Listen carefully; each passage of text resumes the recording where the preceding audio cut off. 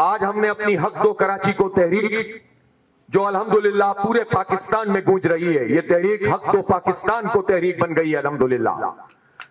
اور جگہ جگہ اب لوگ بیدار ہو رہے ہیں۔ اس کا ہم نے ایک نیا مرحلہ آج سے شروع کر دیا ہے، اور جب آپ یہاں سے نکلیں گے تو آپ اس میسج کو، اس پیغام کو آگے بڑھائیں گے۔